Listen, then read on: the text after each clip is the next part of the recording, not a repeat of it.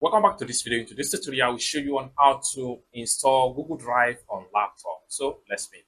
But before we dive into the tutorial, if you find this tutorial useful and you are very new to this channel, remember click on that subscribe, turn on the notification bell for more useful tutorial like this. So with that being said, let's get started. Welcome back to this video. The very first thing you need to do is to make sure you log in into your Gmail account.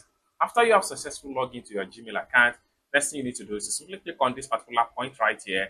This is going to drop down. Then from here, you have to navigate to Drive. Click on Drive. So it will take you straight into your Google Drive account. Next thing you can do is to simply come to the top right here. Click on these three dots, and this is going to drop down. Then from here, then the next thing you need to do is to navigate to Save and Share. Then from here, you have to navigate to Create Shortcut. Click on that. Then this is going to pop up. Next thing you can do here is to simply click on Create. So successfully create, just like so. So you can see ready for offline. You can simply minimize and then you go to your PC screen. So just like so, you have Google Drive in offline installed successful into your laptop.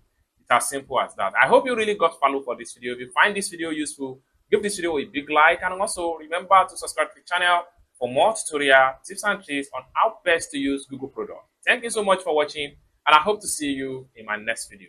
Peace.